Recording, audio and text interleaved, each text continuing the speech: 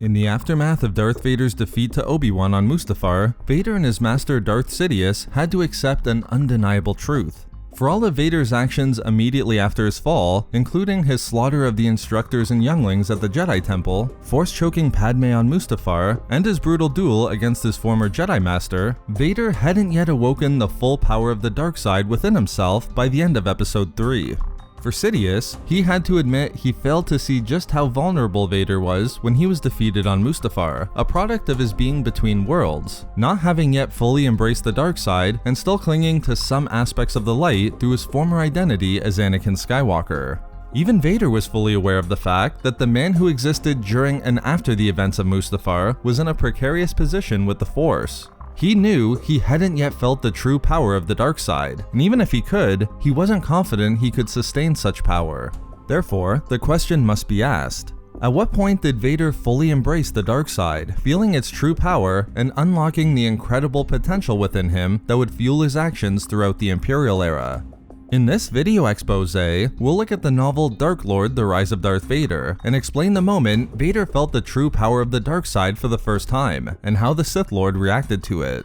As Vader would do countless times in the early aftermath of Order 66, he tracked down a group of Jedi survivors, this time to the planet of Kashyyyk, and quite uniquely during this period, with the permission and direction of his master Sidious. Eventually, Vader would confront and duel a Jedi Master named Shrine, and while Shrine would fight bravely, even scoring a direct hit against the Sith Lord, Vader would overpower and subdue him. After weeks spent using Sidious's guidance to shape his ability to summon and utilize his rage, Vader would approach the defeated Jedi Master and ignite his lightsaber. In an amazing scene, Vader would then uncharacteristically begin revealing the Sith plot and secrets to Shrine.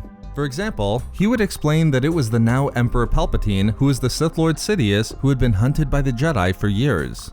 Even more, Vader would reveal his true identity as Anakin Skywalker, the former Jedi Knight and destined Chosen One. Shrine was able to piece a lot of details together following Order 66, but these reveals shocked the Jedi Master. Importantly, as Shrine was attempting to come to terms with the full nature of the Sith plan, Vader recognized something profoundly different about himself. As Vader would explicitly tell the Jedi, their duel had reaffirmed his faith in the power of the dark side.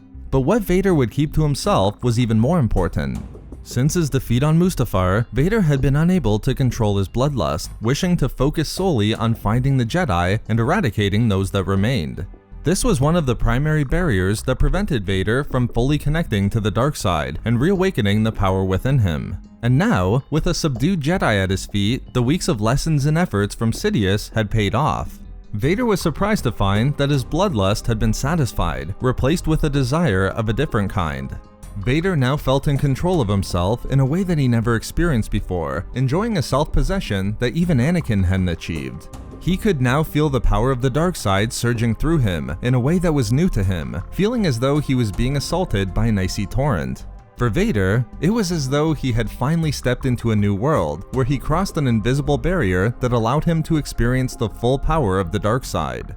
Because he had crossed over this threshold into a new existence, Vader felt indestructible. Unlike his existence on Mustafar during Episode 3, where he was defined by vulnerability, he was now on the complete opposite end of the spectrum, invulnerable in a way that elevated him beyond any limitations he once felt mournful about. And it was in this moment when Vader was finally able to feel the true power of the dark side, where he promised he would one day endeavor to kill Sidious, taking his knowledge of the dark side and the title of Dark Lord of the Sith.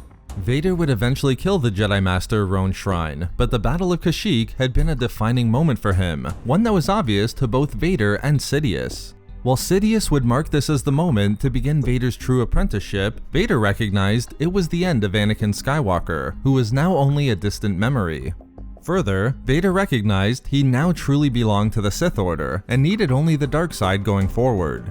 Although it had taken weeks since his initial fall in Palpatine's office, Vader was now able to tap deeply into the power of the dark side for the first time.